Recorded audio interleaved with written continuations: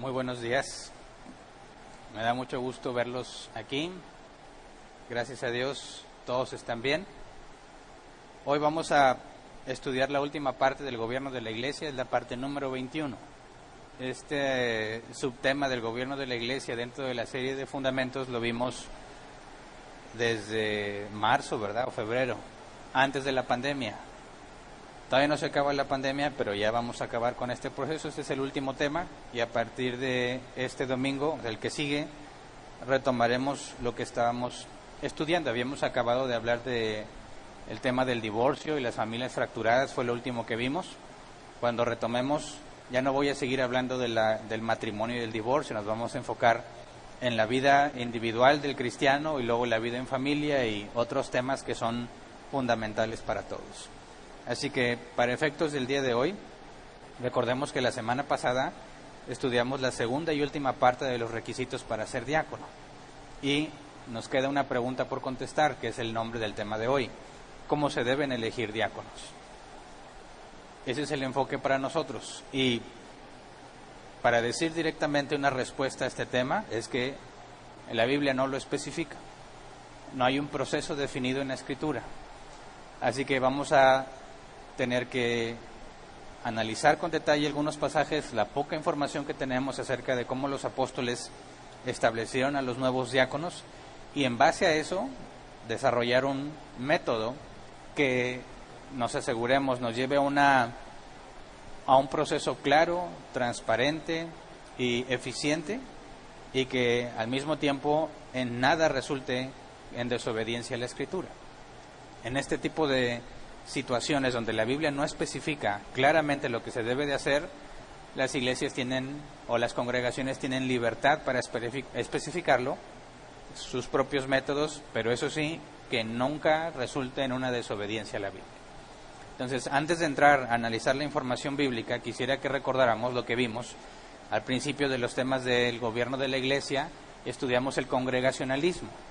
Y lo quiero refrescar un poco porque tiene que ver con lo que vamos a estudiar el día de hoy. Si vamos a hablar de un proceso para elegir diáconos y ese proceso no es bíblico, es decir, no se nos especifica con detalle lo que debemos hacer, tenemos que entender por qué lo hacemos y nos tomamos la libertad para hacerlo. Por ejemplo, nuestros hermanos presbiterianos o los episcopales, ellos tienen sus propios métodos definidos y cualquiera que quiera ser presbiteriano tiene que seguir ese método. Cualquiera que tenga una forma de gobierno episcopal debe seguir el método de ellos.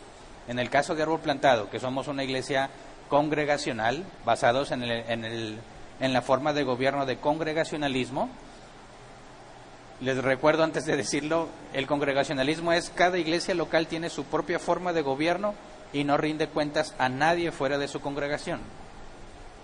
Es decir, si no está específico en la Escritura, entonces cada congregación lo define, asegurándose que nunca resulte en una desobediencia bíblica. Y si tenemos la forma de gobierno congregacionalista, respetamos lo que otras congregaciones definan, incluyendo nuestros hermanos presbiterianos o episcopales. Dentro del congregacionalismo hay tres principales variantes. Las de un solo pastor, que creo que es lo que abunda en nuestro país, donde un solo hombre tiene la máxima autoridad y toda la congregación hace lo que ese hombre diga. La segunda variante es la democrática, que es la inversa. Tienen un solo pastor, pero la máxima autoridad reside en la decisión democrática de la asamblea, o sea, ahí es por mayoría de votos. Y la tercera variante es la pluralidad de ancianos. La autoridad final reside en la pluralidad de ancianos elegidos por la congregación local. Normalmente hay un pastor principal a cargo de la enseñanza, cada anciano tiene el mismo nivel de autoridad, incluyendo el pastor principal, y los ancianos reconocen la autoridad de la asamblea, o sea, no es un gobierno autoritario. Y ese es el modelo que nosotros tenemos. Árbol Plantado es una iglesia independiente, lo que significa que no pertenecemos a ninguna denominación. Somos una iglesia independiente, congregacional, o sea, es nuestro sistema de gobierno, y con pluralidad de ancianos, que es la forma de las tres variantes que se apega a la Escritura. Entonces, puesto que cada iglesia y cada congregación debe de definir su proceso y nosotros estamos teniendo una pluralidad de ancianos y los ancianos reconocen la autoridad de la asamblea, recordemos cuál es la autoridad de la asamblea, porque la van a tener que usar a la hora de elegir diáconos.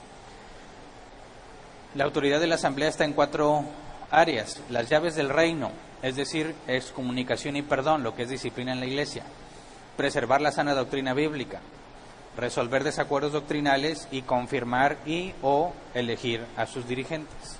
Esas son las 4 áreas de autoridad. Y ya vimos y demostramos bíblicamente que los ancianos también reciben autoridad de parte de Cristo. Y, bueno, ellos reciben autoridad de parte de Cristo. Los diáconos no, ¿verdad? Pero la asamblea y los ancianos, ambos reciben autoridad de parte de Cristo. Y ambos tienen autoridad en esas 4 áreas. Pero los ancianos se diferencian porque además recibieron de parte de Cristo la autoridad para dirigir y la autoridad para enseñar. Entonces, vimos que se traslapan, ¿verdad? Están en las 4 áreas de autoridad de la asamblea, también tiene autoridad los ancianos. ¿Y cómo resolvemos cuál decisión tomar? Bueno, por medio de la unanimidad. Si la asamblea en su mayoría manifiesta una voluntad y los ancianos manifiestan la misma voluntad, entonces reconocemos que Dios ha hablado, por así decirlo. Ningún hombre aquí tiene máxima autoridad, ninguna persona en particular, ningún anciano, ni la asamblea. Ambos, tanto la asamblea como los ancianos, comparten autoridad, y por eso tenemos que llegar a un proceso donde se pueda demostrar cuál es la voluntad de la asamblea y cuál es la voluntad de los ancianos. Eso es lo que hicimos a la hora de elegir nuevos ancianos, ¿verdad? Y para efectos de pensar en cómo se debe elegir diáconos, vamos a ir a la Escritura y vamos a darnos cuenta que hay una variante muy importante a la hora del proceso. Pero antes de empezar a estudiar, vamos a orar para ponernos en manos de Dios. Señor, gracias por este tiempo, gracias por todos mis hermanos que están aquí. Gracias por la convicción que has puesto en nosotros para venir, Señor, y obedecer tu palabra y buscar tu voluntad. Enséñanos, Padre, a nunca desafiarte en lo que hacemos, sino hacer todo lo que esté a nuestro alcance para protegernos y ser responsables. Y al mismo tiempo te rogamos que nos permitas entender. Nuestro deseo es servirte como tú lo has manifestado, Señor. Queremos apegarnos a tu palabra en todo lo que hacemos, y te rogamos para que nos guíes y nos permitas encontrar diáconos de acuerdo a tu voluntad. Gracias de antemano. Amén. Muy bien. Vamos a la Escritura, y lo primero que quisiera que veamos es la diferencia en el proceso de ancianos con respecto al proceso de diáconos. Y aunque no hay mucha información bíblica al respecto, hay una palabra que es clave para entender la diferencia.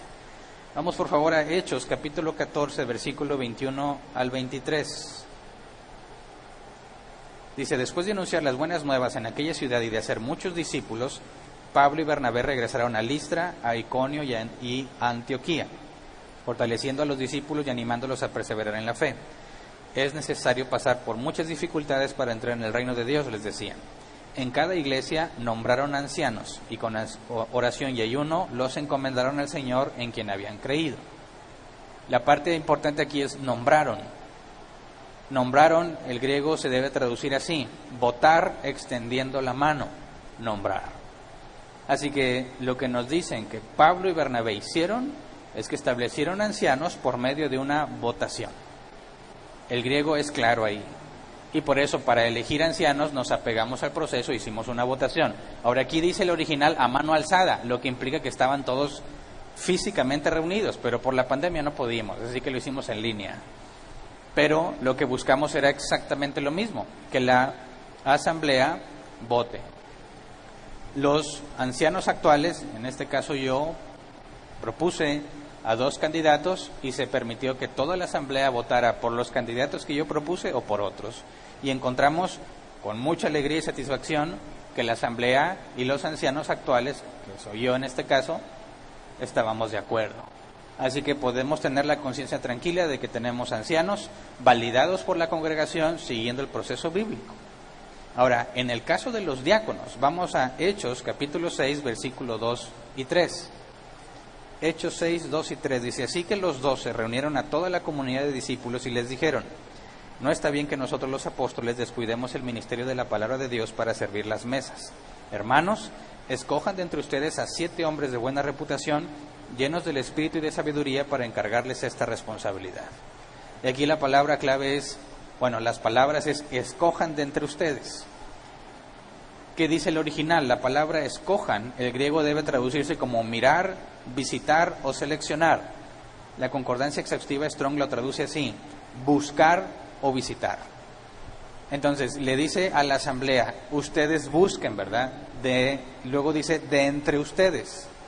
Y ahí las dos palabras de entre es una sola palabra griega, que se traduce según el diccionario Helps como de fuera desde adentro. O sea, de la propia asamblea postulan. No está especificado en ningún momento una votación. Así que el proceso es distinto. No se requiere una votación general. Por eso cuando vimos la autoridad que tiene la asamblea, dijimos que era confirmar y o elegir dirigentes. Porque es en esta parte donde entra la confirmación de la asamblea, no propiamente una votación. Sin embargo, la asamblea tiene que manifestar cuál es su voluntad. Eso no lo podemos quitar de ninguna manera si queremos ser bíblicos. Entonces, en el caso de la elección de ancianos, los ancianos actuales proponen candidatos y la asamblea vota por ellos o por otros. Ahí entendemos cuál es la voluntad de los ancianos, cuál es la voluntad de la asamblea y buscamos que estén de acuerdo. En el caso de los diáconos, la asamblea elige de entre ellos y los ancianos confirman. Prácticamente es el inverso, ¿verdad? En el caso de ancianos, los ancianos proponen, la iglesia vota y confirma, la asamblea. En el caso de diáconos, la asamblea propone y los ancianos confirman. Sin embargo, están las dos autoridades en el mismo proceso. Cuando hablamos de confirmar, hay una referencia específica a lo que es esta confirmación. Vamos a Hechos 6, 5 y 6. Dice, esta propuesta agradó a toda la asamblea, escogieron a Esteban, hombre lleno de fe y del Espíritu Santo, y a Felipe, a Prócoro, a Nicanor, a Timón, a Parmenas y a Nicolás, un prosélito de Antioquía. Los presentaron a los apóstoles, quienes oraron y les impusieron las manos. Cuando dice que escogieron, la palabra griega es elegir por mí mismo, elegir o seleccionar. Confirma lo que los apóstoles les dijeron, ¿verdad? De ellos mismos propusieron. Cuando nos dice que los presentaron a los apóstoles, quienes oraron, esta oración puede ser pedir una confirmación a Dios o darle gracias a Dios. No se especifica qué es lo que están pidiendo a Dios y tampoco se especifica claramente si fue un proceso, varios días orando y luego impusieron las manos sobre ellos, o fue inmediatamente antes de que les imponga las manos hubo una oración. Hasta aquí no lo sabemos. Pero cuando dice les impusieron las manos, la palabra impusieron aquí es poner sobre o colocar sobre. Es decir, imponer las manos era poner las manos sobre alguien. Los apóstoles pusieron las manos sobre los 7 elegidos. Eso era un nombramiento oficial. Ahora quiero aclarar esto, es un nombramiento. En el caso de Timoteo, que después lo vamos a analizar con más detalle, Pablo le dice a Timoteo que recibió un don cuando le impusieron las manos. Pero eso no significa que para darle dones a la gente le tienes que poner las manos, porque así me enseñaron a mí hace mucho tiempo. Ven, y vamos a poner manos para que fluya la unción o que fluya la bendición, y eso es totalmente incorrecto.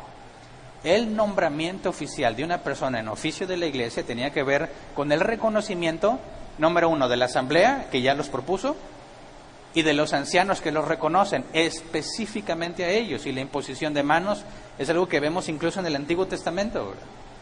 Cuando los padres o los patriarcas bendecían a sus hijos, recordemos el caso de José con sus hijos, cuando Jacob, cercano a morir, iba a bendecir a los 2 hijos de José, puso su mano sobre uno y la otra mano sobre el otro, la derecha sobre el menor y la izquierda sobre el mayor. Y José le dijo, no, padre, es al revés. La derecha va sobre el mayor y la izquierda sobre el menor, porque en teoría la mano derecha representaba tu principal bendición. Y se oraba por ellos y en algunos casos vemos que Dios les permitía profetizarles lo que iba a pasar después de mucho tiempo. Pero en el Nuevo Testamento imponer manos no tienen que ver con nada sobrenatural. Es simplemente la manifestación de la aceptación de estos individuos para que sirvan a la iglesia en un oficio particular. Así que no es sobrenatural. Es un proceso que vamos a hacer una vez que estén confirmados los candidatos, una vez que acaben el proceso de prueba, pero lo vamos a ver más adelante. Ahora, cuando dice que les impusieron las manos, el comentario bíblico de Ellicott dice así: el simbolismo primario parecería ser la de la concentración momentánea de toda la energía espiritual de la oración sobre aquel en quien los hombres imponen sus manos, y por tanto el otorgamiento de cualquier oficio para el que se requieran dones espirituales. Cuando dice la energía espiritual no está hablando de algo sobrenatural tampoco, ¿no? Sino que nos está diciendo que todos están orando y la oración se enfoca específicamente en aquellos a quienes les ponen las manos, o sea, los que van a ser nombrados. Esto indicaría que cuando dice que quienes oraron y les impusieron las manos, la parte de orar no fueron días de oración y luego imposición, sino que fue un acto inmediato.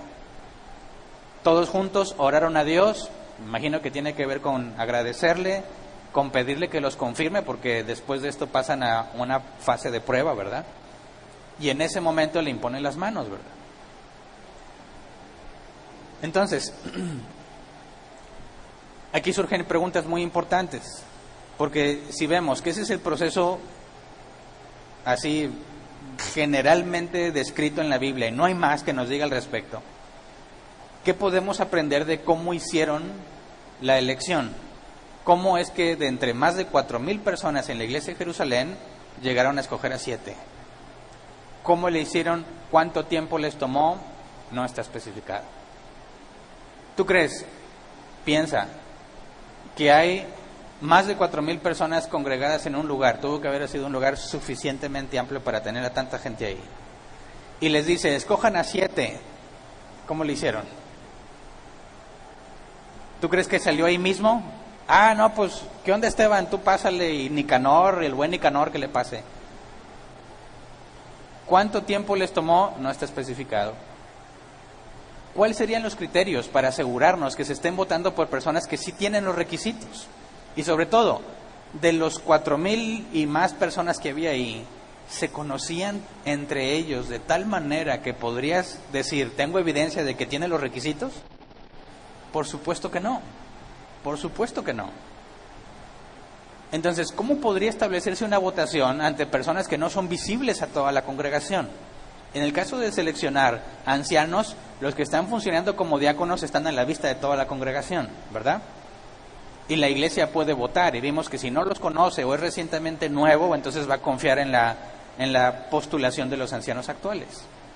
Pero en el caso de diáconos, que son personas, si para elegir diáconos son personas que no están a la vista de todos, han estado sirviendo quizás en fidelidad en otras cosas, pero ¿cómo podría la congregación completa votar por alguien si no tiene la evidencia?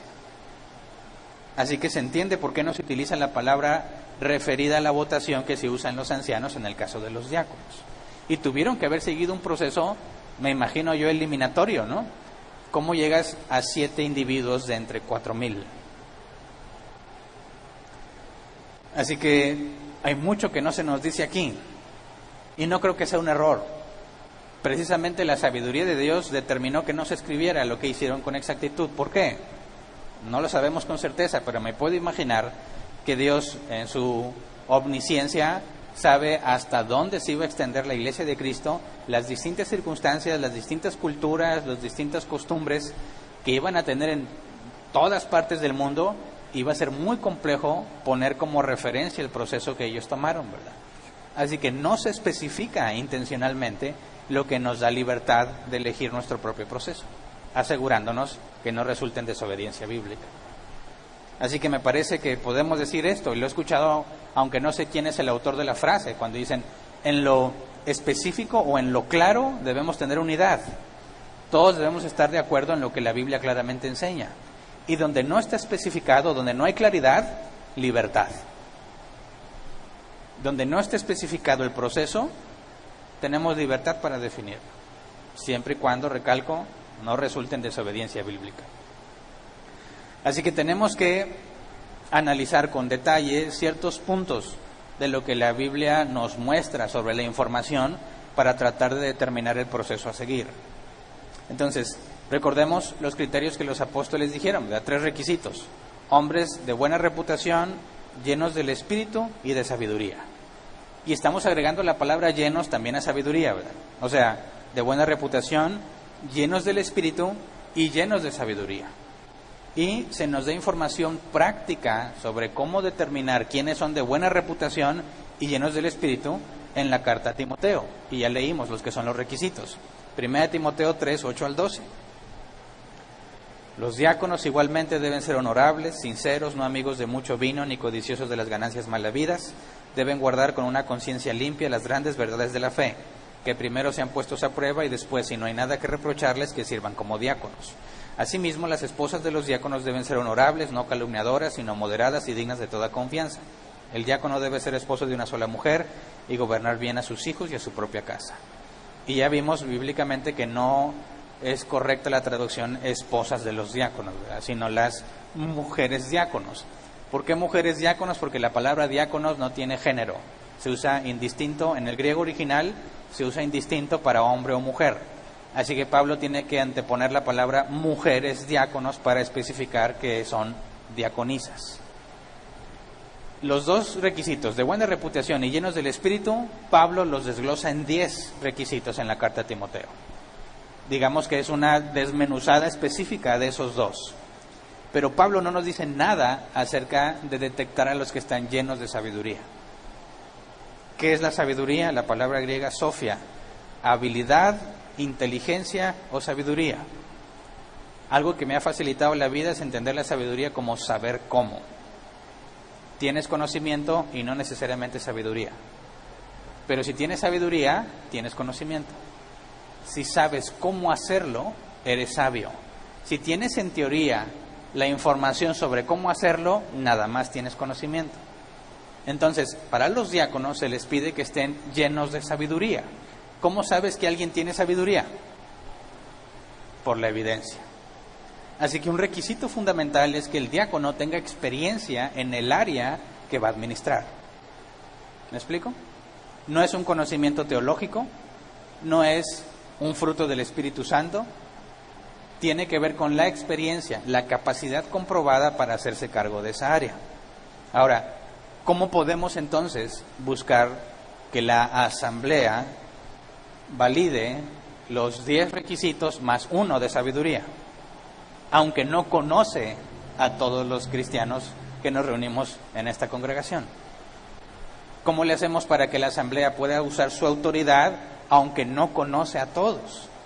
Bueno, vimos que cuando estudiamos lo de los ancianos tienen que ayudar a la asamblea a usar su autoridad correctamente. Entonces, nosotros no somos tantos como la iglesia en Jerusalén, ¿verdad? Pero entendemos el problema de somos muchos, no se conocen todos entre ellos mismos, en la asamblea no se conocen todos bien, como para poder tener todos la certeza de quién debería ser diácono. Hay muchos, tristemente, quizás algunos se topan en la calle y ni se reconocen que se congregan en el mismo lugar y que son miembros de la misma iglesia. Tenemos que cambiar eso, ¿verdad? Pero aunque puedas reconocerlos a todos de vista, eso no significa que tienes la evidencia de que tienen sabiduría o de que tienen los 10 requisitos que Pablo desglosó. Así que en Árbol Plantado hemos diseñado un proceso tratando de apegarnos a lo poco que dice la Biblia, pero de una manera que nos permita ser transparentes, claros y eficientes. El proceso de elección de diáconos lo hacemos en 3 fases. Primera fase, si queremos determinar quiénes tienen sabiduría más los requisitos, ¿a quién le preguntarías en toda la asamblea? Supongamos, en un caso práctico actual de Árbol Plantado, uno de los nuevos ancianos, Ismael, estaba como diácono de Ujieres. Al momento en que él pasa al oficio de anciano, su periodo de prueba, tiene que haber un nuevo diácono en Ujieres, ¿verdad? Ahora, tienes a toda la asamblea y quieres detectar quiénes son los hombres que, además de cumplir los 10 requisitos, también tienen sabiduría. ¿A quién le preguntas? ¿Irías a preguntarle al Ministerio de Obras de Dios quién puede ser un buen ujier? ¿Irías a preguntarle a cualquier otro, a los de la alabanza? No, ¿a quién le preguntarías primero? A los de ujieres. ¿Por qué? Porque ellos han trabajado juntos. Ellos están sirviendo juntos, ellos tienen información de primera mano sobre quién tiene las capacidades, la sabiduría para administrar el área de Ujieres. Porque difícilmente, sería casi imposible decir, necesitamos a alguien de Ujieres, pues no sé, tráete a fulano de otro ministerio y que se haga cargo de los Ujieres. Dices, ¿por qué? si no tienen la experiencia, no está trabajando con los ujieres, el área de ujieres no podría validar su sabiduría, así que me parece que no tendría sentido preguntarle a alguien que no tiene nada que ver con el área de ujieres. Así que la primera fase es que el área de servicio que requiere un nuevo diácono sean los que propongan.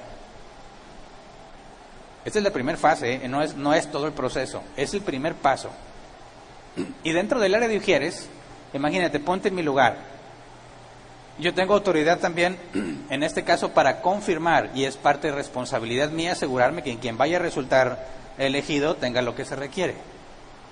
Yo sé que desde mi postura y perspectiva de anciano veo muchas cosas que quizás no ve la mayoría de la gente, pero aún así no estoy en contacto constantemente con los que sirven en el área de ujieres. Así que si tú estuvieras en mi posición y tienes que preguntarle al área de ujieres quién sería el candidato ideal, ¿a quién le preguntarías primero? Al diácono actual. ¿Por qué a él? Porque él estuvo viendo lo que todos hicieron en su área. Lo evaluó, les ayudó, vio quién se equivocó, cómo reaccionaron cuando se equivocó, ha visto el avance de ellos. Si yo quiero que sea una decisión clara, no podría decir, bueno, pues agarra el que sea y ponlo ahí. Y dices, ¿por qué? ¿Con qué fundamento bíblico estás haciendo? ¿Cómo compruebas que tiene sabiduría? Así que mi primera instancia es ir con el diácono actual y decirle, a ver, entre todos los que has visto, ¿quién consideras que debe ser diácono? Y me parece que la posición del diácono actual es privilegiada para detectar quién tiene lo que se requiere. Dentro de esta misma fase, una vez que el diácono actual dice fulano o mengano o fulana, el siguiente paso es convocar a su área y revelarles quién es su candidato y buscar la confirmación de su equipo. Si entre los ujieres se valida que aquel a quien el diácono actual considera como próximo diácono, si el grupo lo confirma, ya tenemos muy buen avance, porque ellos son los que conocen mejor quién podría desempeñarse en esa área. Ahora, ¿qué pasa si es un área nueva y no existe ningún área de servicio como esa? Lo digo por todas las iglesias que están empezando y que van a abrir áreas, y como nosotros queremos abrir un área de mujeres, ¿y cómo sabes quién tiene sabiduría para eso si no hay área de mujeres? ¿A quién le preguntas si no hay área de mujeres? ¿Qué hacemos en ese caso? ¿Quién sería el principal punto para ir a preguntar quién podría ser un buen candidato? Bueno, en el caso de mujeres, candidata. No pondríamos un hombre en el área de mujeres, ¿verdad? Tiene que ser una mujer. Pero aquí la situación cambia un poco, porque no hay a quién preguntarle por evidencia, puesto que es un área totalmente nueva. Y ninguna mujer podría tener evidencia confirmada, porque no la hemos visto servir en eso. ¿Qué se hace en ese caso? Bueno, para eficientizar el proceso, no seguimos tal cual lo que hicieron los apóstoles. Los apóstoles le dijeron a la asamblea, escojan entre ustedes, y no sabemos cuánto tiempo le tomó. Pero si tratamos de llevar eso a la práctica, con la cantidad que somos nosotros, que somos muchos, ¿cuánta, digamos, voluntad de Dios necesitamos para que todos coincidamos en un mismo día en una convocación general de la asamblea? Lo sabemos por experiencia, qué tan difícil es que todos estemos en un mismo lugar reunidos el mismo día. Es muy complicado. ¿Cuántas sesiones de la asamblea se requerirían para poder entre ellos escoger a un diácono, a un candidato? Imagínate reunirlos a todos en un área que no existe. Decimos, bueno, ¿quién? Pues propongan, ¿verdad? A ver, no, pues yo digo que fulana y mengana, ¿y por qué? Y tratar de hacer una lista de los que más o menos están saliendo, ¿verdad? Y luego habría que hacer eliminatorias. Bueno, ya salieron estos, se acaba la sesión. Otra sesión.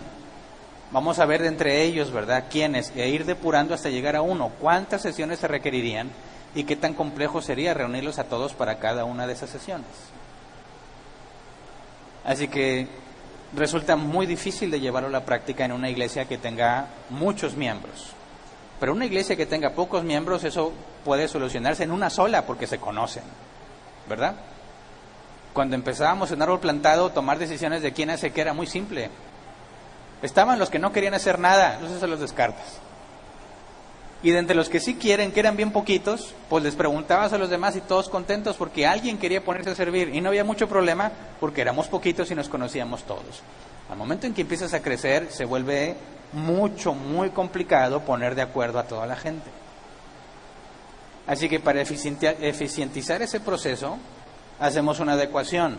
En lugar de pedir a la asamblea que se ponga a investigar y invierta todo ese tiempo, con tanta gente reunida, se lo encargamos a los ancianos actuales y que ellos hagan esa investigación y busquen de entre las distintas áreas las evidencias que se requieren, que consideran que puedan cumplir con la tarea porque no tenemos la evidencia confirmada. Se tendría que confiar en los ancianos que tienen una perspectiva distinta de todos los que están sirviendo, que la asamblea no tiene. Y los ancianos propondrían a los candidatos para que vayan a la segunda fase. Entonces, en la primera fase tenemos dos casos. Donde ya hay un área, se le pide al área que tenga un acuerdo de quién sería su candidato.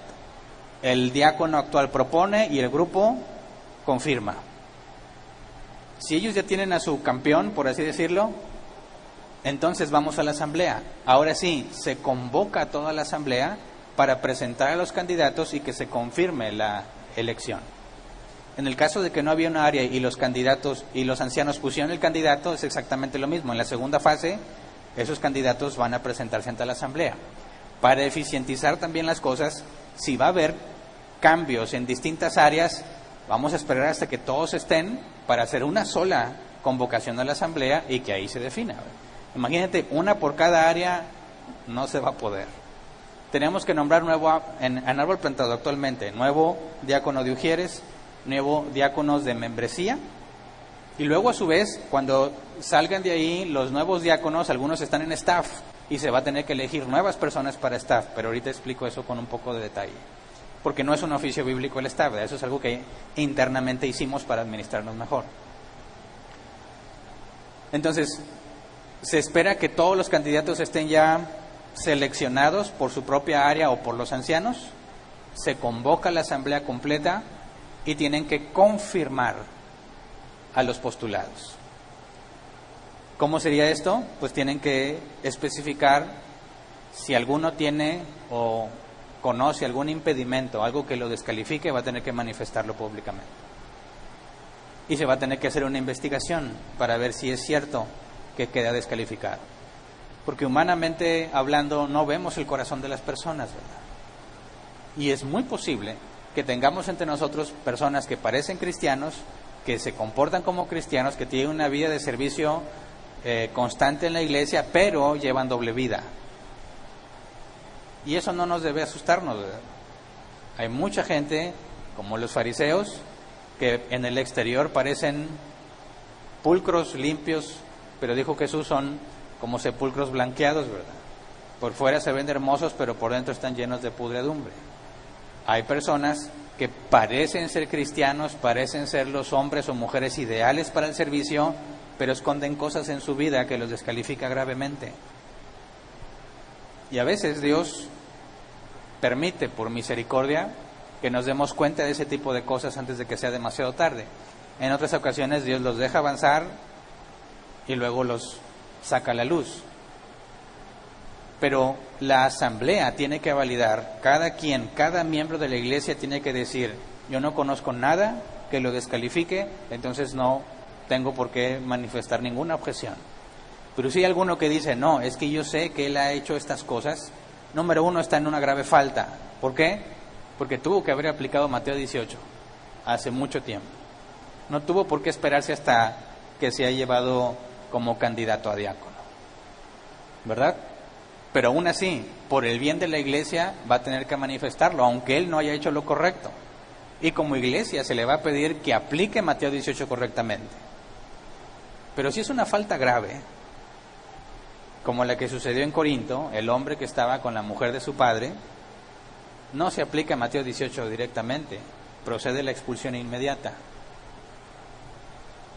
Así que en la fase de confirmación en la asamblea, es el momento decisivo para el candidato, porque si tiene algo que sea reprochable, la asamblea lo puede manifestar y se va a hacer una investigación a ver si procede. Si en la asamblea nadie manifiesta algún impedimento, entonces pasamos a la fase 3, que es el inicio de la prueba oficial. Leímos, ¿verdad? 1 Timoteo 3:10, que primero sean puestos a prueba y después, si no hay nada que reprocharles, que sirvan como diáconos. Lo mismo hicimos para los ancianos. ¿Por qué? Porque cuando empieza a decir los requisitos para diáconos, dice, asimismo, los diáconos, lo que indica que son cosas similares. Están unidos los requisitos. Y no tendría mucho sentido pensar que pones a prueba a los diáconos, pero a los ancianos no. Así que, así como los diáconos, 2 nuevos diáconos que fueron elegidos iniciaron su periodo de prueba de 6 meses, los diáconos que hayan sido confirmados por la asamblea, es decir, que nadie encontró nada que reprocharles, iniciarán su periodo de prueba también de 6 meses. Y en ese periodo de prueba van a entrar en función como si fueran diáconos oficiales. Van a entrar a las juntas y tomarán decisiones como si fueran los diáconos oficiales.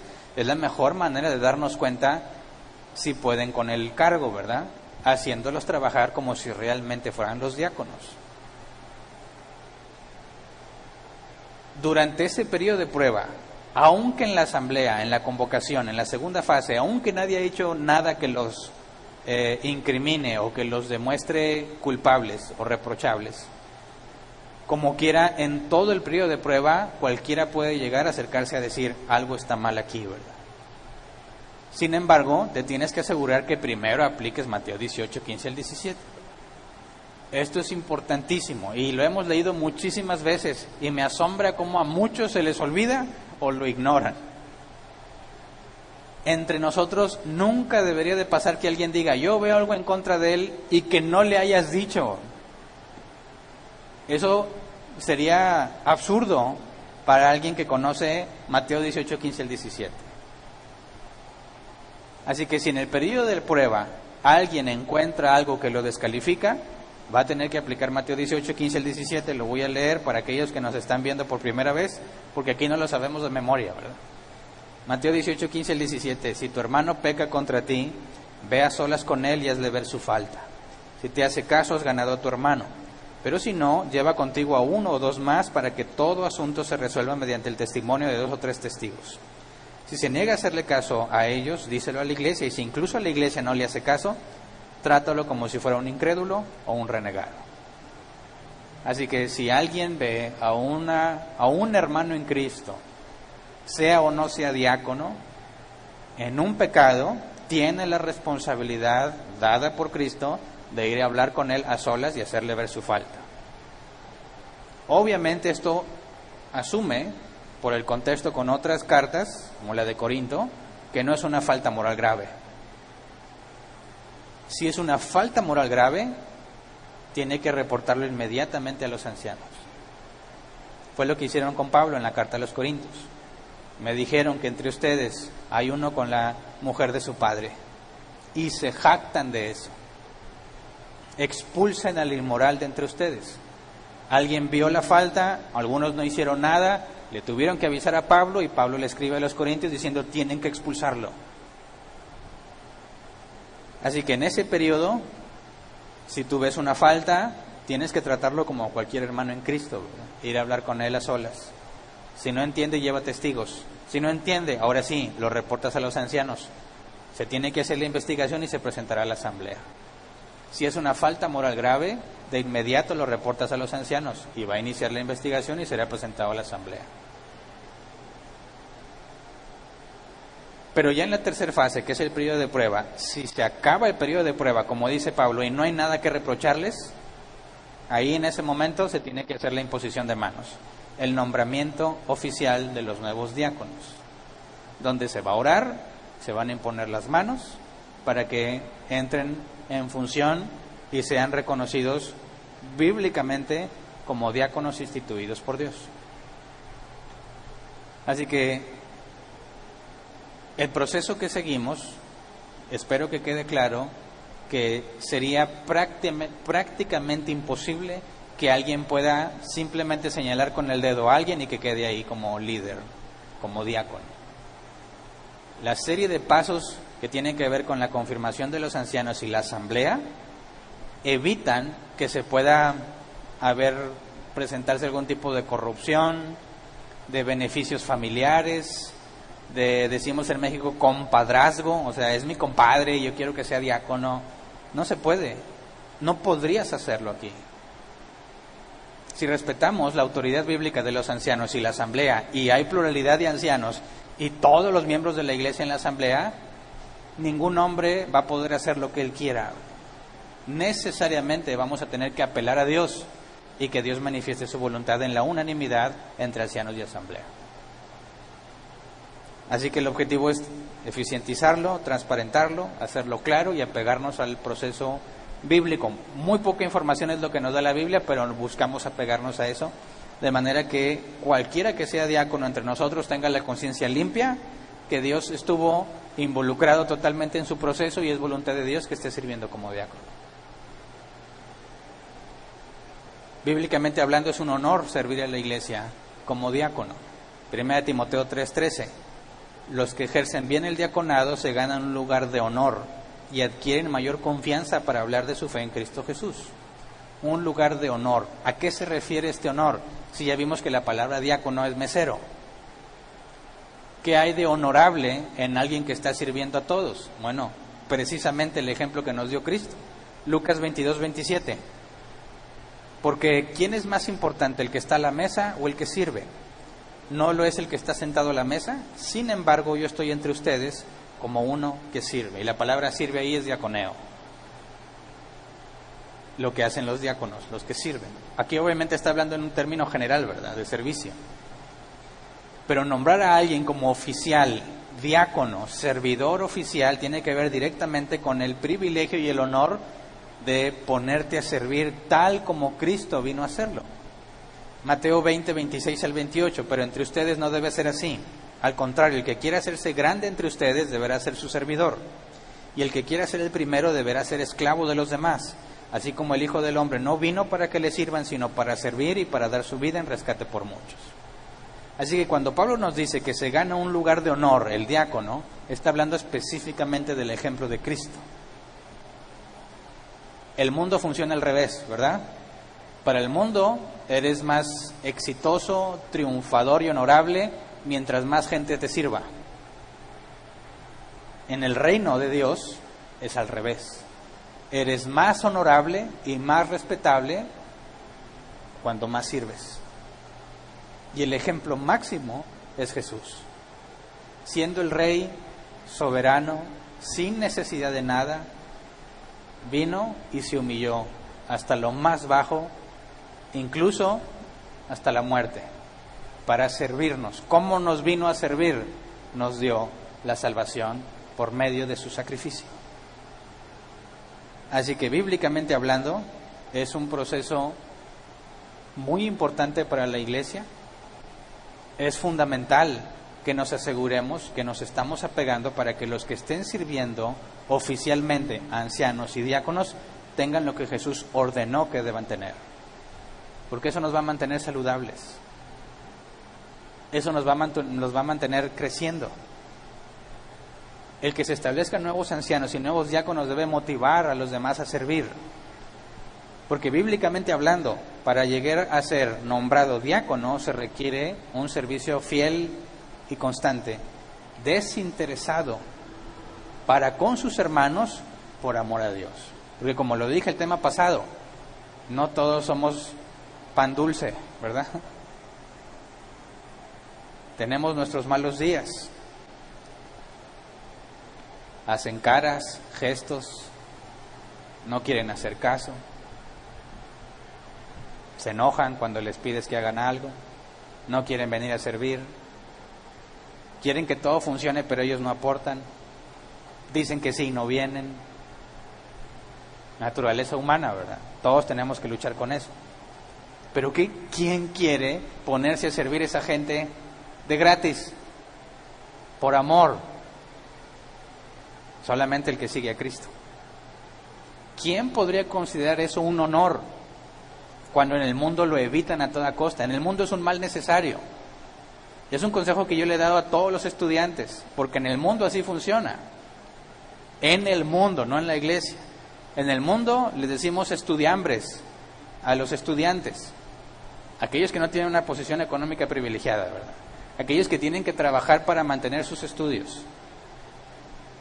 Tienen que dejar que los maltraten en su trabajo. No eres nada, no eres licenciado, no eres ingeniero, no eres nada, estás pidiendo trabajo y vas y de lo que te pongan a hacer porque necesitas experiencia. Te vas a encontrar que si tú vas a pedir trabajo te van a decir cuál es tu experiencia. No tengo experiencia, no te puedo dar trabajo. Pero si nunca te dan trabajo, ¿cómo vas a tener experiencia, verdad? Y si no tienes experiencia, nunca te van a dar trabajo. Y es un ciclo que no tiene salida, a menos que te humilles a ti mismo y aceptes lo que sea. Una pésima paga, estar soportando a gente a veces indeseable, pero lo haces porque necesitas la experiencia. Y vas a tener que aguantarte 1 año, 2 años mínimo, para después ir a otro trabajo y decir, tengo 2 años de experiencia, y entonces te den acceso a un mejor sueldo y un mejor puesto. Tienes que desvelarte, sufrirla, aguantarte, soportarlo.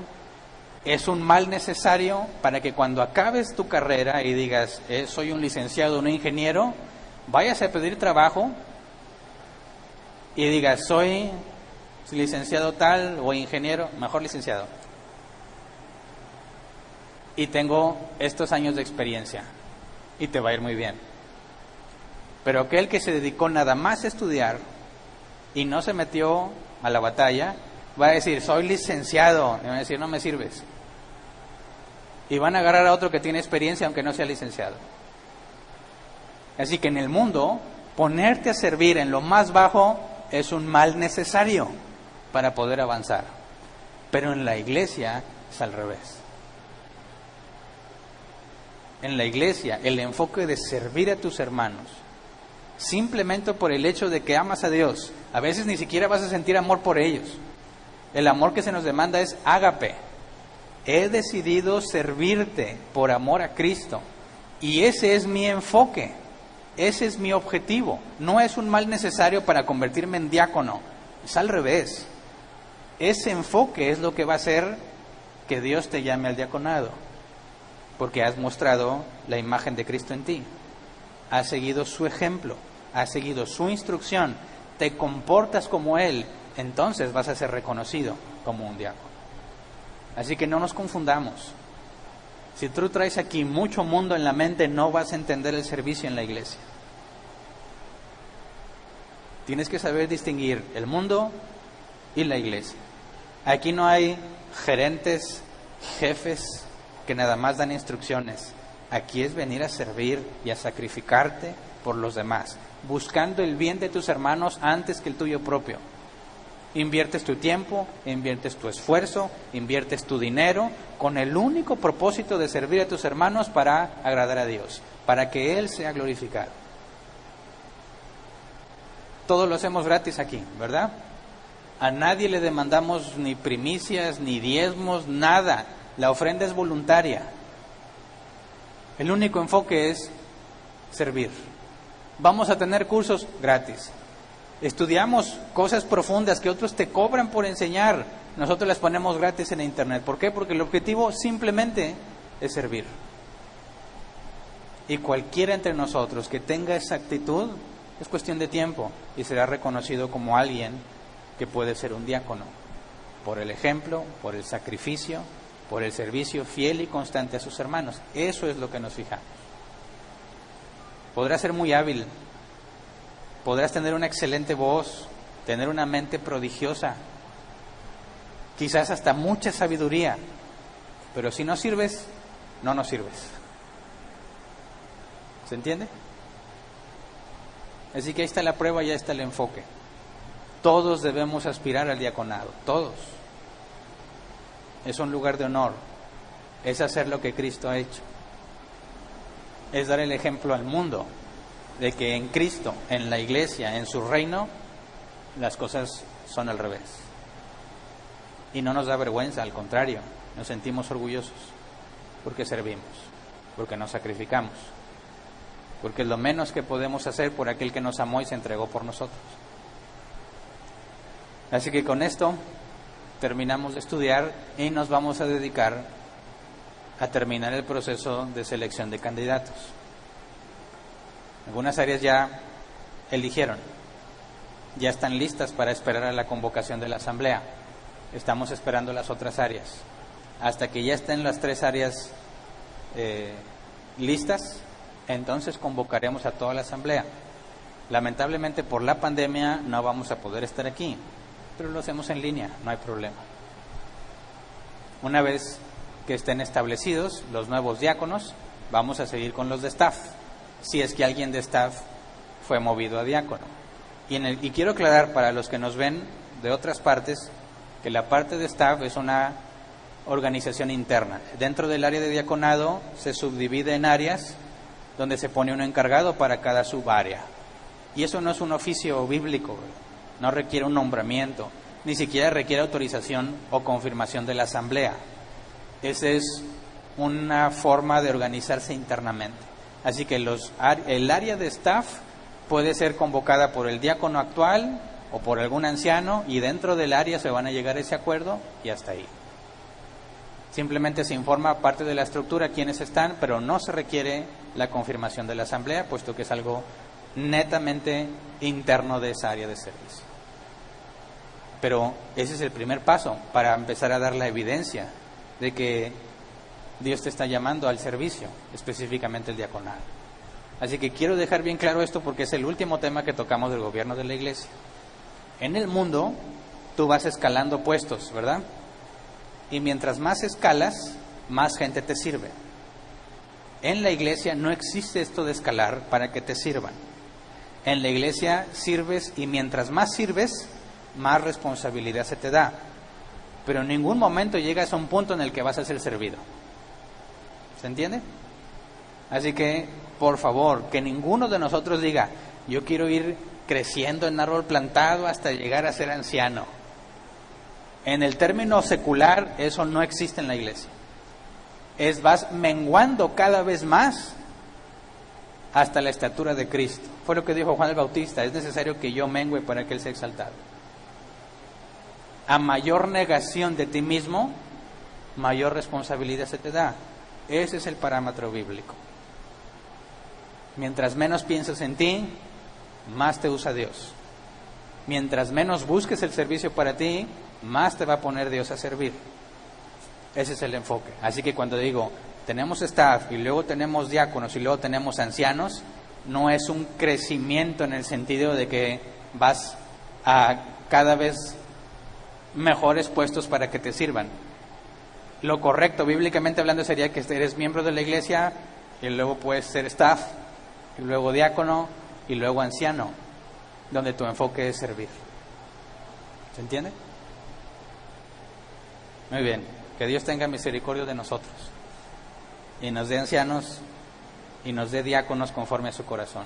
Específicamente ahora tenemos que rogarle a Dios por diáconos conforme a su palabra, y que todos nosotros hagamos lo correcto y seamos honestos en estos procesos de elección, porque son muy importantes para la iglesia. Ayudémonos unos a otros a permanecer fieles en todo el proceso bíblico. Que ninguno se quede callado lo que sabe. Que ninguno se espere hasta una asamblea para tratar de desacreditar a alguien. Que todos apliquemos Mateo 18 como corresponde, de manera que nunca sea necesario ese tipo de manifestaciones. Que a todos se nos dé la oportunidad de ser confrontados y de corregirnos. Que no traten de exhibirnos públicamente. Para eso es el proceso, para cuidar todo ese tipo de cosas, por amor entre nosotros. Así que vamos a orar para terminar y poder pasar a la sección de preguntas. Señor, te damos muchas gracias porque tú has sido muy bueno con nosotros. Nos has permitido entender tu palabra, nos has permitido la libertad para venir a congregarnos y estudiar juntos.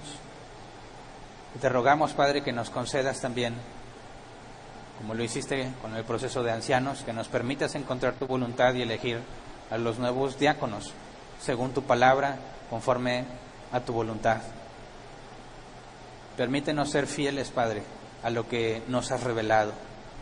No es mucho lo que has dejado registrado, pero sabemos que es suficiente. Enséñanos a aplicar con una conciencia limpia todo el proceso que hemos definido para transparentar la elección, para que nadie tenga dudas, para que nadie pueda corromper el proceso, para que nadie pueda aprovecharse de otros o imponer su voluntad, tratar de imponer su voluntad para con los demás. Enséñanos a permanecer fieles, respetando la autoridad de los ancianos y la autoridad de la asamblea. Que ninguno gobierne por encima del otro, Señor, sino rogamos que nos enseñes a buscar siempre la unanimidad entre nosotros. Queremos, Padre, gozarnos también con los nuevos diáconos, ver personas constantes en su servicio, que tienen la evidencia clara de que pueden desempeñarse como administradores, como meseros bíblicamente hablando, que se enfoquen en servirte a ti buscando solamente el bien de sus hermanos. Los necesitamos, Señor, para seguir creciendo, para seguir llevando tu palabra, para seguir sirviendo como hasta ahora lo hemos hecho, Señor, sin cobrar ni pedir nada a cambio. Queremos que tu nombre sea glorificado, Señor, en todas las cosas. Enséñanos y permítenos tener el reino de Dios aquí entre nosotros, establecido como debe de ser, para que podamos ser luz en las tinieblas. Ponemos en tus manos a aquellos que tú ya has llamado, Señor, para que les des convicción, para que se sientan seguros del llamado y que tú confirmes, Padre, con evidencia que tú los estás llamando. Gracias de antemano por todo lo que has hecho, por todo lo que harás. Amén. Muy bien.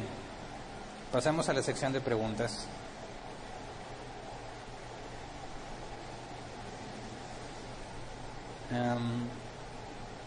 Déjeme ver si me han llegado. Si no, los que están aquí y quieren hacer una pregunta pueden escribirlo en Facebook, en YouTube si tienes datos. Si no tienes datos, levanta la mano y te llevan un papelito para que escribas tu pregunta. A ver, aquí tengo que no hay ninguna. ¿De entre las de aquí hay alguno? Acá me ayudan por favor con un papelito.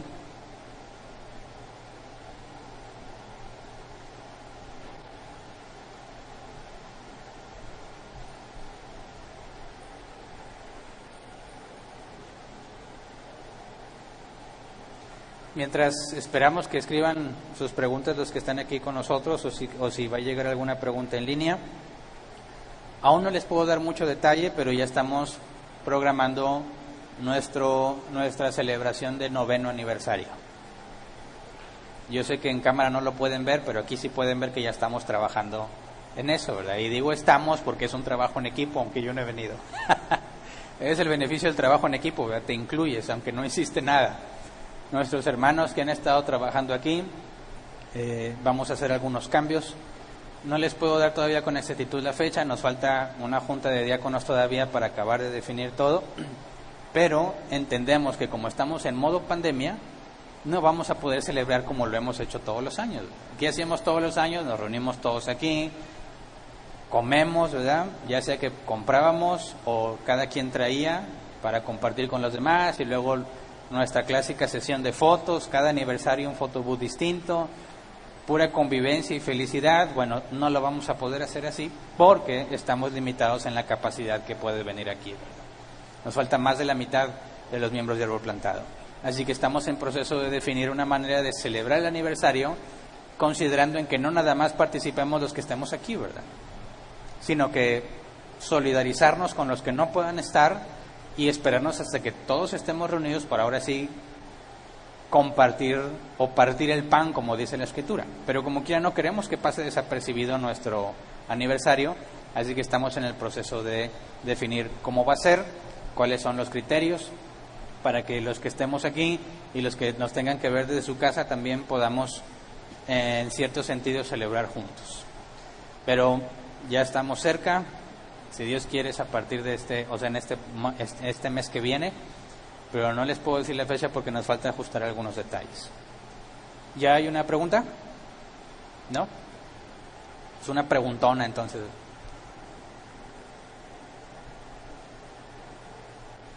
En línea tampoco. Oigan, ¿mejoré en mis explicaciones o ya en las últimas reuniones ya casi no ha habido preguntas? Qué extraño. Capaz que ya nadie nos está viendo. Acá ya terminaba la pregunta. Ahí van por el papelito, gracias.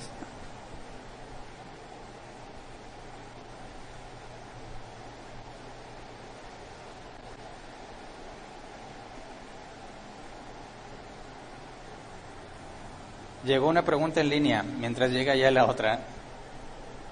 Lucila Quero, o Cuero, no sé cómo se pronuncia, dice: en la iglesia donde estaba era así, me salí. ¿Está bien? Bueno, mira, la decisión de salir de una iglesia tiene que estar basada en el proceso bíblico. Todos estamos expuestos a equivocarnos. Iglesias enteras pueden estar equivocadas por ignorancia. Y eso lo sabemos claramente en Árbol Plantado. Cuando empezamos como congregación, como iglesia, teníamos muchas cosas mal y tuvimos que ir adecuándolas conforme íbamos entendiendo, ¿verdad? No hubo nadie que nos viniera a decir estás mal, pero nos dimos cuenta al estudiar la Biblia y hacíamos ajustes y cada vez nos fuimos apegando más a la Escritura. Ya puede haber iglesias donde no se les ha enseñado, nunca se les explicó cómo debe ser el diaconado. Te lo digo por experiencia, 13 años de cristiano, y a mí nunca nadie me enseñó que era un anciano ni que era un diácono, mucho menos el proceso para elegirlos. Si yo fuese pastor, como lo hicimos al principio en Árbol Plantado, yo hubiera seguido el proceso que me enseñaron. Yo establezco quiénes son y se acabó. Así que si tú encuentras una congregación donde las cosas están así, tu primera responsabilidad es lo que leímos en Mateo 18, versículo 15. Ve y habla con tu hermano que está pecando, ¿verdad? Porque no está siguiendo el proceso. En este caso tendrías que ir con el pastor, que muy seguramente es de un solo pastor, ¿verdad? Tienes que ir a decirle: mira, la Escritura dice eso, no lo estamos haciendo así, ¿cómo ves si cambiamos el proceso? Le estás dando la oportunidad de reconocer un error, ¿verdad? Y bíblicamente, según Jesús, si reconoces su error y es el cambio, no tendrías por qué irte, ¿verdad? Porque claramente está manifestada la intención de ser bíblico. Si no hace caso ahí, pues llevas al testigos.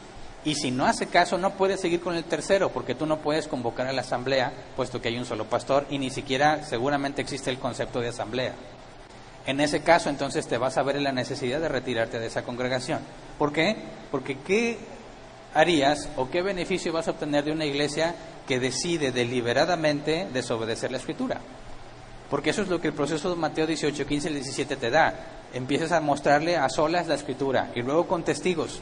Y si aún así no le importa, y más si es el pastor, ¿por qué querrías estar en una iglesia donde no les importa lo que diga la Biblia? Así que no los expulsas a ellos, digamos que te autoexpulsas tú, ¿verdad? Te retiras. La Escritura dice que no debemos estar conviviendo ni estar con aquellos que diciéndose hermanos viven como si no lo fueran. Y en una enseñanza tan clara bíblicamente, decidir rechazarla no es justificable. Así que no se trata de que tú ves un error en la congregación y te vas. No, tienes que ir a confrontar el error de manera amable, ¿verdad? Respetuosa, pacífica. Tratar de enseñarles que están haciendo algo malo.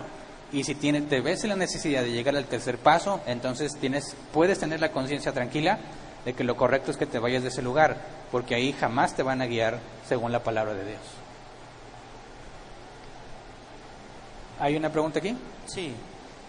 Igual nada más quiero comentarles que si alguno de ustedes todavía hay tiempo, puede levantar la mano para que le lleven un papelito si alguno de ustedes tiene alguna pregunta todavía, ¿eh? La pregunta dice: son claros los requisitos que Pablo indica para los diáconos, pero Hechos 6, en la elección de los 7, parece dar 2 cualidades de hombres llenos de fe y del Espíritu. ¿Es una cualidad? Llenos de fe y del Espíritu. Sí. Pues es que hablar de alguien lleno de fe y del Espíritu, si entendemos bíblicamente qué es la fe, es algo que Dios nos da, ¿verdad? Entonces, cuando hablamos llenos de fe y del Espíritu, estamos haciendo referencia exactamente a lo mismo, aunque en sentidos diferentes, ¿verdad? Alguien que tenga mucha fe es alguien que confía en Dios, pero para que tengas mucha fe, o es un don de Dios, el don de fe, o has caminado un recorrido donde Dios te ha mostrado que es confiable. Pero es el Espíritu Santo en ti quien te ha hecho eso. Entonces, alguien lleno de fe y del Espíritu nos está haciendo referencia al mismo obrar del Espíritu Santo en la persona, que tiene como resultado que esté lleno de fe. Pero se distingue, una fe es la confianza que tienes en Dios, y lleno del Espíritu nos orienta un poco más hacia los dones, los frutos, amor, gozo, paz, paciencia y todo eso. Entonces, en esencia me parece que está hablando de lo mismo. Aquí tengo otra pregunta en línea. Gledson Araujo: si uno de los ancianos está en adulterio, ¿su liderazgo es decidido en asamblea o es decidido su puesto de ancianos con la iglesia? ¿Qué paso hay que cumplir? Mira, si uno de los ancianos está en adulterio, de inmediato tiene que ser removido de su cargo. ¿Por qué? Porque ya no es irreprensible. es uno de los requisitos para ser anciano. Ya no es irreprensible. Y de hecho, si está en adulterio, es muy probable que tenga que ser expulsado si no manifiesta una verdadera comprensión de su pecado. Así que al momento en que hay una falta moral grave, como decía Pablo del inmoral de Corintios, cosas que ni entre los gentiles se permiten, ¿verdad? El adulterio ni siquiera entre los que no son cristianos es bien visto. Así que si alguien que se dice cristiano y anciano adultera, la situación está grave, es crítica. Ha llegado a un punto donde Dios lo ha entregado a sus propios deseos que lo está descalificando. Así que de inmediato se tiene que remover y se tiene que investigar cuál es la situación, cuáles fueron las circunstancias y ver si hay arrepentimiento en él. Si no manifiesta arrepentimiento, no remordimiento, arrepentimiento, va a tener que ser expulsado de la congregación con la esperanza de que al ser expulsado y removido de la iglesia, Dios obre en él, le haga ver su grave error y manifieste algún tipo de arrepentimiento, porque el arrepentimiento no es el hecho de que se sienta mal, eso es remordimiento. El arrepentimiento es algo que Dios da, que te hace cambiar tu manera de pensar y por consecuencia tus acciones. Nadie puede decir que está arrepentido si no ha cambiado sus acciones, y para demostrar que ha cambiado sus acciones no son un día o dos, una semana o unos meses, porque el adulterio es un proceso tardado, fríamente calculado para llevarse a cabo a escondidas. No es algo que, pues caí, iba caminando y caí en adulterio. No, se requiere una mente fría, una mente malévola para poder mantener a todo mundo engañado mientras tú estás adulterando.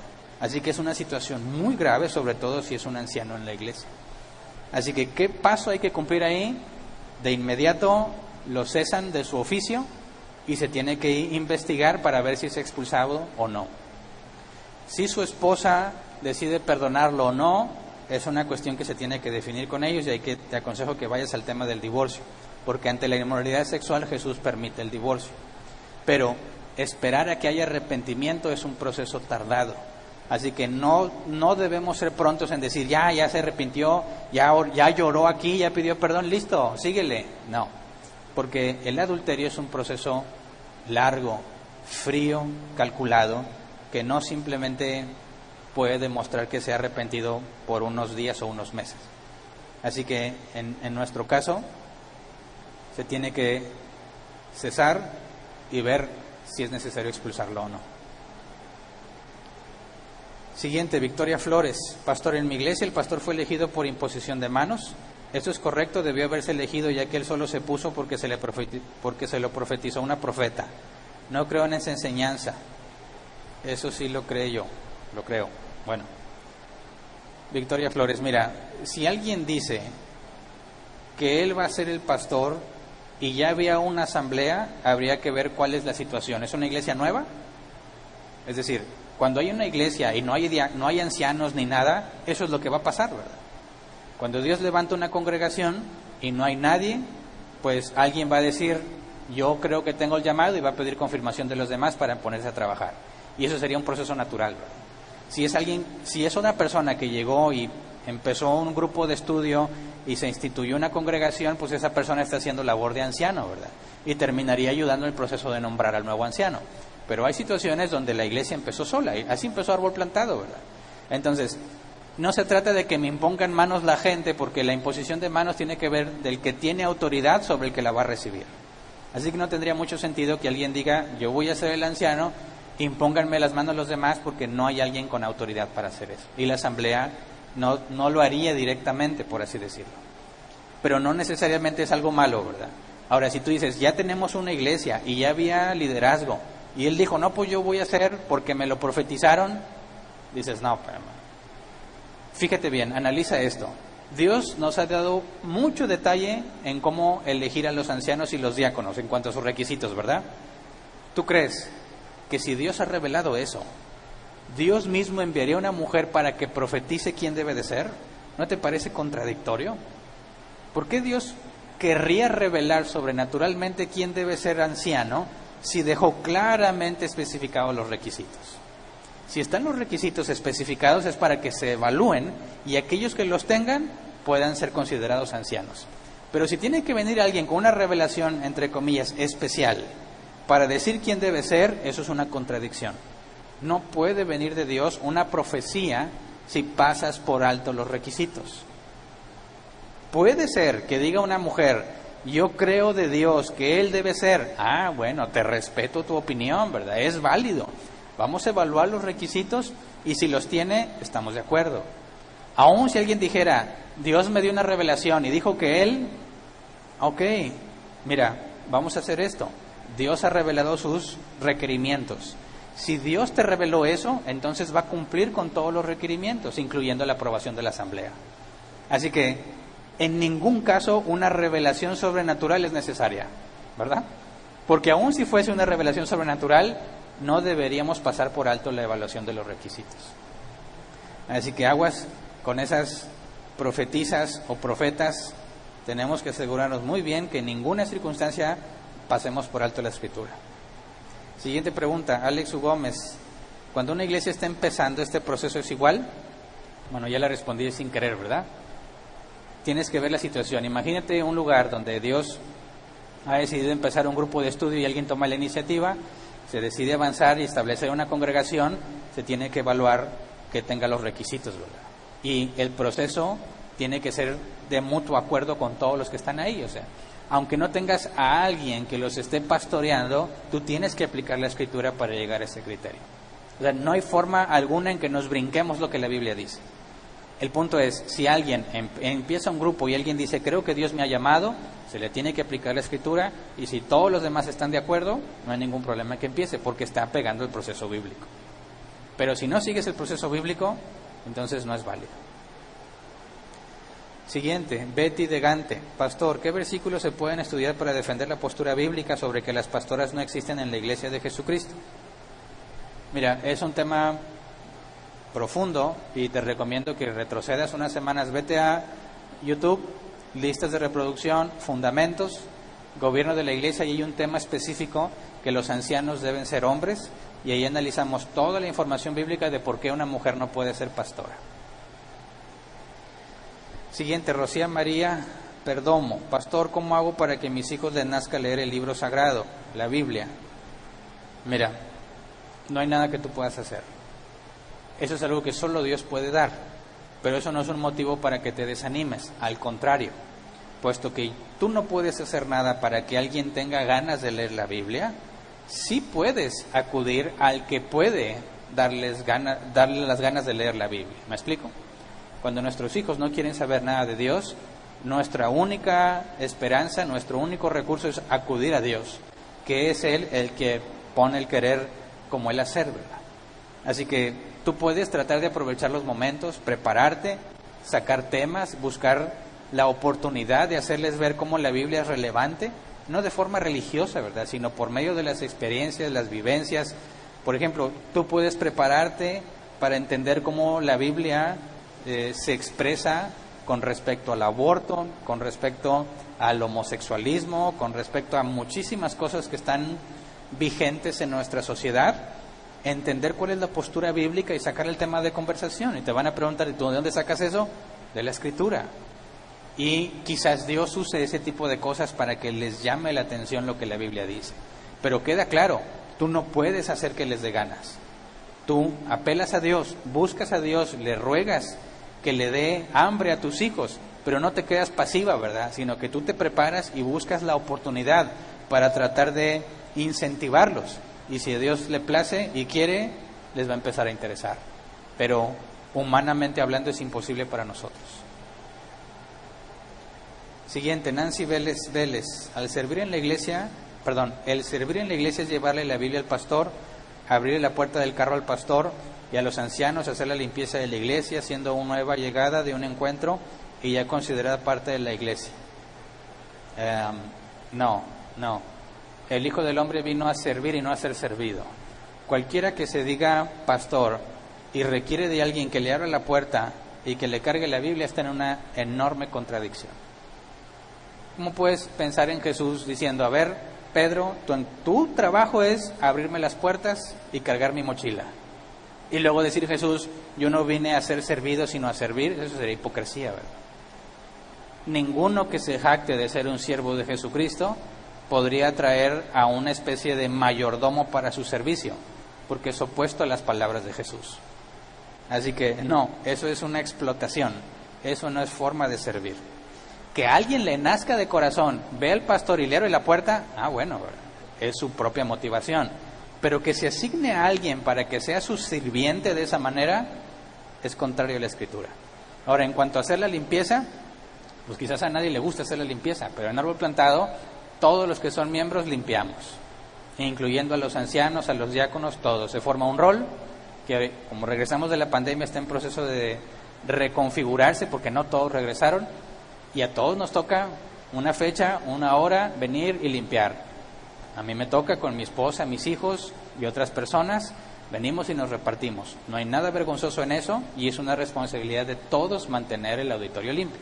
Ahora, quizás dirían, ¿y por qué no pagas para que alguien lo limpie?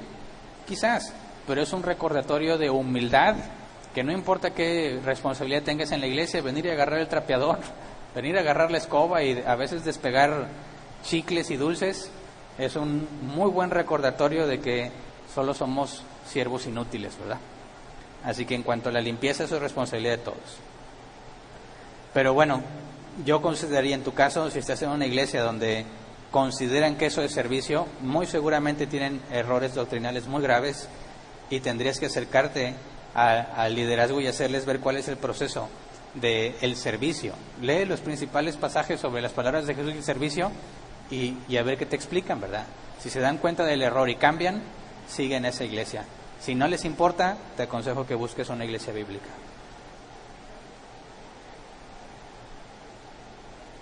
Victoria Flores. Ok, era una continuación de la pregunta anterior y sí la contesté. Víctor Velázquez, ¿es válido poner a una persona en el diaconado para poder ser liberado de su atadura espiritual, como para comprometerle a una vida espiritual? He mirado que ha pasado algunos casos con personas tercer sexo. Mira, para empezar, si alguien es hijo de Dios, no está atado espiritualmente, porque somos libres en Cristo. Al momento en que tú naciste de nuevo, fuiste declarado justo, eres libre, ahora eres propiedad de Dios. Es imposible que estés espiritualmente atado si tú eres un hijo de Dios, porque fuiste redimido con la sangre del Cordero. Si alguien dice que es cristiano y al mismo tiempo está atado espiritualmente, entonces no es cristiano. ¿Me explico? No hay ninguna atadura espiritual para los hijos de Dios porque fueron hechos libres en Cristo. Así que si no puede estar atado, mucho menos ponerlo en el diaconado para que sea liberado de su atadura. No tiene nada que ver. Así que si alguien va a ser diácono, tiene que cumplir los requisitos bíblicos y se tiene que respetar la autoridad de la asamblea y de los ancianos. Y para nada tiene que ver con ser liberado de su atadura, porque aun si eso existiera, no podría ser diácono porque está así, ¿verdad? No cumpliría los requisitos. Entonces, no, lamentablemente también me parece que estás en una congregación que tiene serios problemas doctrinales y te aconsejo que estudies bien el tema de hoy. Y es más, el de los diáconos de perdido, los tres temas pasados y acércate a tu liderazgo y ofréceles la información bíblica, a ver qué te dice. Honorio Ramírez, buenas tardes, pastor. Solo para preguntarle, ¿es correcto que las iglesias que tienen varias congregaciones a nivel nacional, los líderes del organigrama nombren al pastor que va a pastorear una iglesia? Bueno, mira, no importa qué organización pertenezcas o denominación, todos tenemos que apegarnos a la Escritura. Y no conozco a detalle cuál es el proceso que ellos sigan para establecer quién es el nuevo pastor. Pero la asamblea se tiene que asegurar de que quien haya sido instituido tiene lo que se requiere. ¿Me explico? Como no conozco el proceso detallado, cuando tú dices los líderes del organigrama nombran al pastor que va a pastorear, no sé si ellos se aseguraron de cumplir el proceso bíblico en otra parte. Aún así, no importa a qué organización pertenezcas, el cristiano obedece a Cristo. Y si se dice una organización cristiana, se tiene que apegar a la Escritura. Si no se quiere apegar a la Escritura, entonces que se quite el calificativo de cristiana y que siguen siendo una organización, ¿verdad? Pero no tiene sentido que alguien diga que es una organización cristiana y no obedezca a Cristo. Así que No importa de dónde pertenezcas, se tienen que apegar a la Escritura. Siguiente, Fernanda Vega. Cuando una persona es levantada como diácono y no dejaba a las mujeres en paz acosándolas, ¿a quién se le dice esta situación? Y el pastor de esa iglesia dijo que esta persona que acosaba a las mujeres no mataba una mosca y después al tiempo lo levantaron como pastor. ¿Y qué se hace en este tipo de iglesias? Bueno, mira, primero Mateo 18:15. Si tú dices que está acosando a mujeres y tú lo sabes, tienes que ir a reprenderlo. Ir a hacerle ver que eso es totalmente opuesto a lo que la Escritura dice. Pablo le dice a Timoteo que a las mujeres las tiene que tratar como hermanas. Y a una hermana no la acosas en el sentido que creo que lo estás diciendo. Así que el primer paso es hacerle ver su pecado. Sigue haciéndolo, lleva testigos. Sigue haciéndolo, dile a los pastores. No hace nada, huye por tu vida, sal de ese lugar, porque nada bueno te van a enseñar en un lugar que no hacen algo al respecto en este caso. Y si el pastor dice que esta persona no mata ni una mosca, bueno, el proceso de Mateo 18 ayuda a que le lleves la evidencia, ¿verdad? Dices, mira, ya hablé con él, no me cree, aquí hay testigos, no me cree, bueno, mira, venimos los testigos, pastor, nosotros tenemos la evidencia de que esto está pasando. Y si aún así te dice que no mata ni una mosca y no hace nada, sal de ese lugar. Ese hombre no le interesa la Escritura. Y se acabó, ¿verdad? Muy bien, eso es todo. Muchas gracias a todos entonces por haber venido. Estemos al pendiente para las invitaciones al servicio. Se pidió en el grupo de miembros que aquel que se quisiera ofrecer como voluntario para venir a limpiar lo hiciera, y se limpió. No sé exactamente quiénes fueron los voluntarios, pero como se está rehaciendo el calendario para saber cuándo nos va a tocar venir a limpiar, era necesario primero solicitar voluntarios, ¿verdad? Estemos al pendiente por si hay más solicitudes. También se está solicitando el ayudo con despensa, ¿verdad? Traer artículos de la despensa para poder detectar a aquellos hermanos entre nosotros que están teniendo dificultades y poder ayudarlos. El día de hoy, más tarde, como estamos aquí, no nos estamos sincronizando igual, les vamos a mandar el link de la encuesta. No se la pasé a los diáconos, pero se las voy a pasar en un momento más para que la contesten. Es la segunda semana desde la encuesta pasada, para que vuelvan a llenarla y detectar si entre nosotros aún hay personas con necesidad. Y vi que hay algo de confusión todavía en los miembros de Árbol Plantado sobre el registro. Algunos me mandaron correos con su nombre y su fecha de nacimiento para que los registre, y no es así. Quiero aclararlo por si hay alguien que todavía tiene dudas. En el grupo de miembros incluso publiqué los 5 pasos necesarios para poder separar tu lugar en la congregación. Así que simplemente entren al grupo de miembros y lean lo que hemos estado publicando. Ahí están las instrucciones. Si tú eres miembro de Árbol Plantado, tú ya estás en el sistema. Lo único que tienes que es entrar y registrarte. Si no eres miembro de Árbol Plantado y quieres venir a visitarnos, mándanos un mensaje en la página de Facebook de Árbol Plantado con tu nombre completo y fecha de nacimiento. Con eso te agregamos al sistema y ya vas a poder registrarte en nuestras reuniones. Así que por favor, miembros de Árbol Plantado, no sabes cómo registrarte, dale una pasada al grupo de miembros. Ahí está toda la información relevante para que sepas cómo hacerlo. Es todo entonces. No se les olvide la ofrenda, voluntariamente, cada uno como disponga, no por tristeza ni por necesidad, dice la Escritura. Hagámoslo para mantener este lugar funcionando, y que Dios nos ayude y que nos permita cada vez venir más de nuestros hermanos a congregarnos. Gracias a todos.